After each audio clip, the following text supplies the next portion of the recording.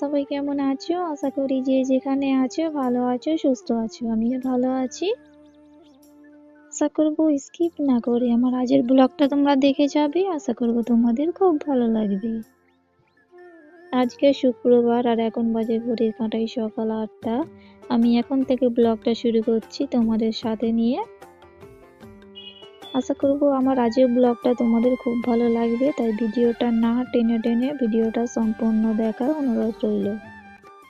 যেসব বন্ধুরা ভিডিওটা দেখছো একটা লাইক দিয়ে ভিডিওটা দেখা শুরু করো। অনেকে বন্ধুরা আছে ভিডিওতে লাইক দিতে ভুলে যায়, তাই বললাম। তো যাই হোক, আমি থালা বাসন নিয়ে পুকুর পাড়ে চলে এসেছি।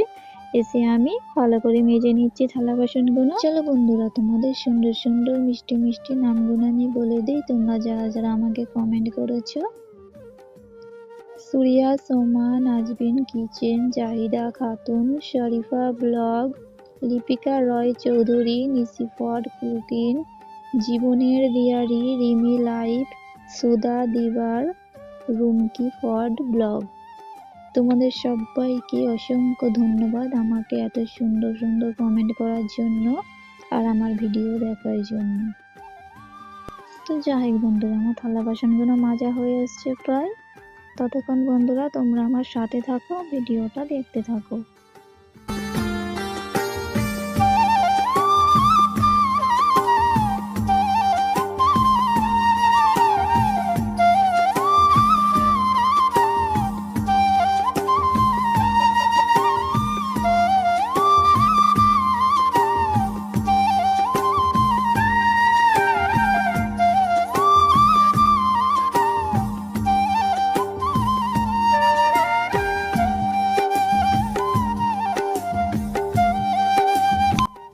তো যাই বন্ধুরা, আমার থালা বাসনগুলো মাজা হয়ে গেছে। আমি এবার পুকুর পাড়ে চলে এসেছি। পুকুরের জলেতে ভালো করে থালা বাসনগুলো ধুয়ে নিচ্ছি। এই শীতের সময় সকালে উঠতে একটু ভালো লাগে না, যেহেতু শীত পড়ে গেছে। তো তাই জন্য আমি একটু বেলায় উঠেছি। উঠে আমি থালা বাসনগুলো মেজে নিয়ে ধুয়ে নিচ্ছি। তো যাই বন্ধুরা, আমার থালাগুলো ধোয়া হয়ে গেছে। এবার আমি হাঁড়িগুলো ধুয়ে নিচ্ছি। তোমাদের কাদের কাদের পুকুরে ধুতে ভালো লাগে আমাকে কমেন্ট করবে। তো আমার থালা বাসনগুলো ধোয়া হয়ে গেছে, আমি এবার বাড়িতে চলে যাচ্ছি। তো বন্ধুরা, আমি বাড়িতে এসে অফ ক্যামেরায় চাটা করে নিয়েছি। চা করে নিয়ে নাস্তাটা করে নিয়েছি।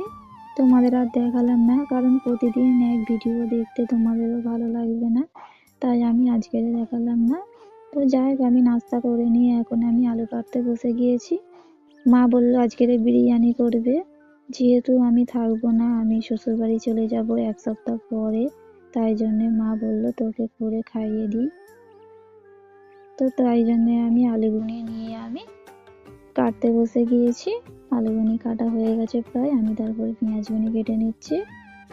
যেসব আমার বন্ধুরা, আমার নতুন বন্ধুরা ভিডিওটা দেখছো, তোমাদের অসংখ্য ধন্যবাদ আমার ভিডিওটা দেখার জন্য। যদি ভালো লাগে লাইক করে দিও, আর যদি খুব ভালো লাগে তাহলে আমার চ্যানেলটি সাবস্ক্রাইব করে দিও। আর আমার পুরানো বন্ধুরা যারা দেখছো, তোমরাও লাইক কমেন্ট করতে ভুলবে না। তো যাই হোক, আমার আলুগুনি কাটা হয়ে গেছে। আমি এবারে পেঁয়াজগুলো সব ভালো করে কেটে নিচ্ছি। আর এখনকার পেঁয়াজে এত ঝাঁজ, আমার তো চোখ এত জ্বলেছে। তো যাই হোক, আমার পেঁয়াজগুলি কাটা প্রায় কমপ্লিট হয়ে এসছে।